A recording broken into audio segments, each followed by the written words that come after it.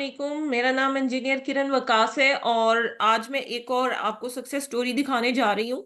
और ये अकाउंट बहुत ज़्यादा कॉम्प्लिकेटेड था जिसको हमने सक्सेसफुली रीइंस्टेट किया है, क्योंकि इस अकाउंट में बहुत सारे फ्लॉज थे जिसको हमने करेक्ट किया सबसे पहले और फिर उसके बाद रीइंस्टेटमेंट के ऊपर वर्किंग स्टार्ट की। इन्होंने क्या किया हुआ था कि अकाउंट जब क्रिएट किया, एलएलसी यूएसए की बिहाफ पर इन्होंने अकाउंट को क्रिएट किया था और अपना जो एड्रेस है रेजिडेंशियल, उसमें भी इन्होंने एलएलसी का एड्रेस ही एंटर किया हुआ था।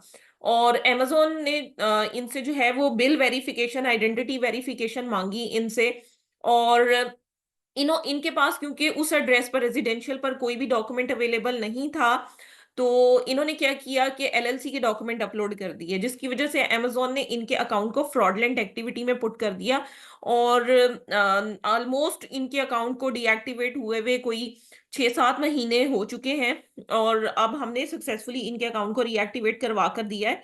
और जो इनका रेजिडेंशियल एड्रेस था, इनकी जो लोकेशन है वहाँ पर उनकी लोकेशन के मुताबिक वहाँ पर यूटिलिटी बिल पर सिर्फ नाम आता है, एड्रेस नहीं आता।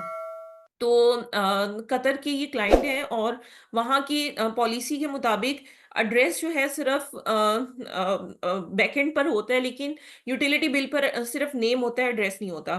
तो ये भी एक प्रॉब्लम था कि हम जब रेजिडेंशियल एड्रेस हमने इनका अपडेट करवाया, अपडेट करवाने के बाद उस यूटिलिटी बिल की का भी हमें कोई फायदा नहीं था, क्योंकि उसके ऊपर जस्ट नाम था और कोई एड्रेस वगैरह नहीं था जिसके थ्रू हम आइडेंटिटी वेरिफिकेशन कंप्लीट करवा सकें। और इन द मीनवाइल जो आइडेंटिटी वेरिफिकेशन के लिए अगर हम कोई सबमिशन करते भी थे सेलर अकाउंट पर, तो वो जस्ट क्लोज हो जाती थी विदाउट एनी नोटिफिकेशन। तो इसके लिए हमने काफी स्ट्रगल की। तो सबसे पहले तो मैं आपका इसका डीएक्टिवेशन नोटिफिकेशन दिखाना चाहूँगी कि अमेज़न ने इनका अकाउंट जो डीएक्टिवेट किया था, उसके बारे में हम कंप्लीटली देखेंगे। यहाँ पर देखें, अमेज़न ने कहा कि फंड्स जो हैं वो भी इनके डिसबर्स नहीं होंगे। और अगर आप फ्यूचर में कोई भी इस तरह का इश्यू, मतलब हमने फिर क्या किया कि इनके अकाउंट के ऊपर फंड्स की अपील सबसे पहले की और फंड्स इनके सक्सेसफुली मतलब डिसबर्स करवाए। यहाँ पर अगर आप देखें तो इन्होंने कहा कि वीडियो कॉल के थ्रू हम इनकी फंड्स डिसबर्समेंट करेंगे, ठीक है। हमने इनको वीडियो कॉल रेडी करवाई सारा कुछ और उसके बाद जो है इनकी फंड्स डिसबर्समेंट सबसे पहले हमने कंप्लीट करवाई। और जैसे ही हमने इनकी फंड्स डिसबर्समेंट कंप्लीट करवाई, तो उसके बाद फिर हमने जो है यहाँ पर आप देखें कि उन्होंने कहा thank you for your appeal, और जितने भी फंड्स हैं वो सेटलमेंट पीरियड पर इनके डिसबर्स हो जाएंगे। तो सबसे पहले तो हमने इनके फंड्स का इशू रिजॉल्व किया। उसके बाद हमने इनकी रीइंस्टेटमेंट के ऊपर वर्किंग की और यहाँ पर देखिए इनकी पेमेंट भी सक्सेसफुली जो है वो हमने डिसबर्स करवा दी।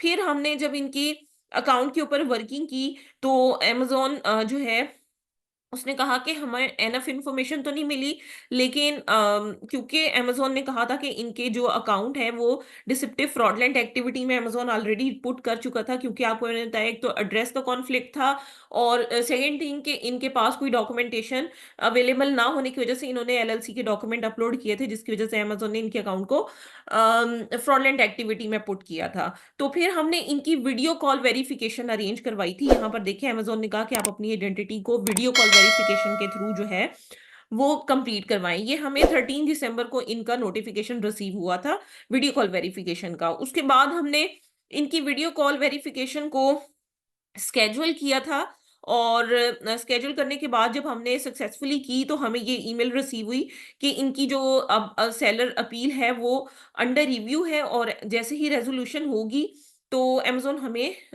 ईमेल करेगा। ये 23 दिसंबर को हमें ये रिसीव हुई, क्योंकि इनकी वीडियो कॉल वेरिफिकेशन हम करवा चुके थे। अच्छा, उसके बाद वेट करते रहे, फिर इनकी फीडबैक का एक मैसेज आ गया कि भई आपने वर्चुअल आइडेंटिटी वेरिफिकेशन कंप्लीट की है, तो फीडबैक दें। वो इस चीज़ को हमने इग्नोर किया। अब फाइनली जो है इनके अकाउंट की रीइंस्टेटमेंट का भी हमें जो है नोटिफिकेशन बिफोर 3 डेज़ लाइक 29 दिसंबर को अकाउंट इनका एक्टिवेट हुआ है। और यहाँ पर आप देख सकते हैं thank you for your submission, और अमेज़न ने इनके अकाउंट को रिव्यू किया और अकाउंट को रीएक्टिवेट कर दिया सक्सेसफुली। तो जितने फंड्स थे वो पहले ही डिसबर्स हो चुके थे और उसके बाद हमने इनके अकाउंट को भी फुली रीएक्टिवेट करवा दिया। सो कंप्लीट सिनेरियो आपको बता दिया कि पहले अमेज़न ने बिल माँगा, लेकिन ये इश्यू था, उसकी वजह से हमने स्टेप्स लिए, फिर हमने फंड्स डिसबर्स करवाए और उसके बाद फिर हमने अपील करवा कर इनके अकाउंट को रीएक्टिवेट करवाया। सो अगर आपकी भी कोई कॉम्प्लिकेशंस हैं अकाउंट में और आप लीगल सर्विसेज़ चाहते हैं रीइंस्टेटमेंट की, तो आप लिफ़ ई-कॉमर्स की टीम से कॉन्टैक्ट कर सकते हैं। Thank you so much for watching my video. अल्लाह हाफ़िज़।